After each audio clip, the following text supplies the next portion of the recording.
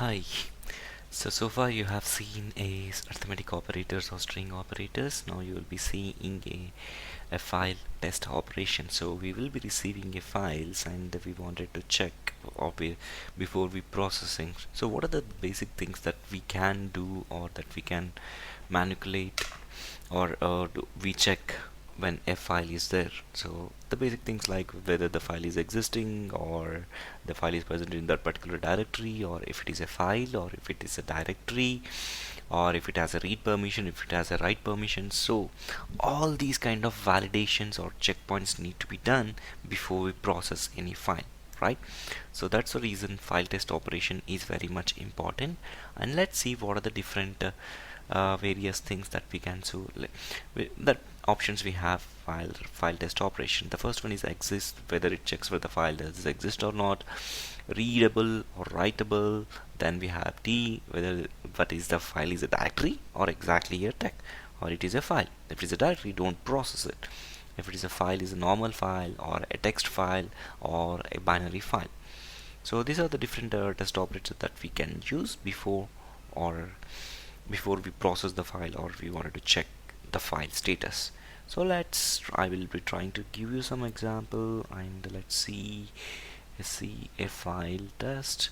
Okay, so I have already written one program and I'm trying to copy that particular program into a path called my file path and go into single quotes. I'm trying to check if that file is existing, then means I'm printing a message called file exists. Let me go to the command prompt and take the path of the program where you have I have my program path here and paste it here. And what is the program name? File test.pl, right? Just enter. It means that file is already existing. So now I will be updating the file name and let me see what happened. So you don't see the message here. That means there is no file existing, right?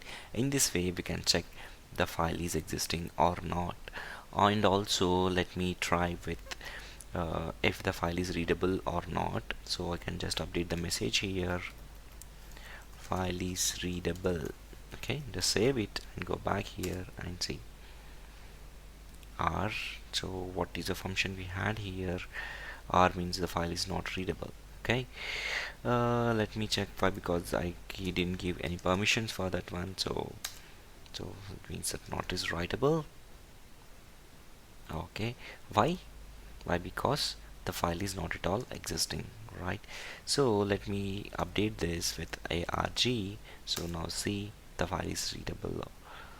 So I have to update the message here like file writable.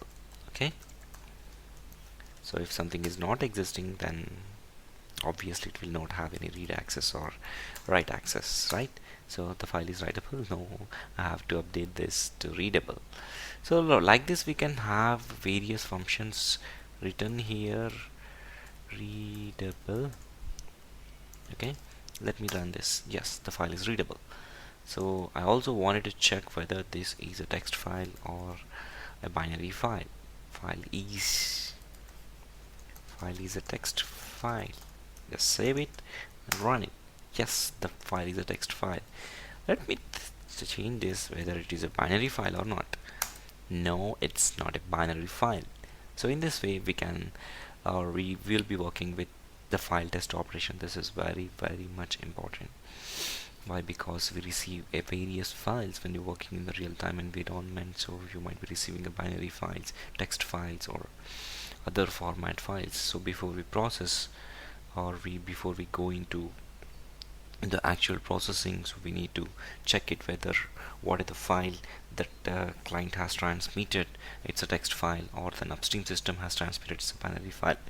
Suppose today we are processing only text file. Suddenly during transmission from the upstream system there was some problem and it is converted as a binary and you are trying to process it, your program or your process moving into a bug or error state. So before that itself, before we go into a long process, this is the basic checkpoint we need to make sure. Okay, thank you so much for watching this video, I'd be coming up with more and more videos. Stay tuned to Perl programming tutorial.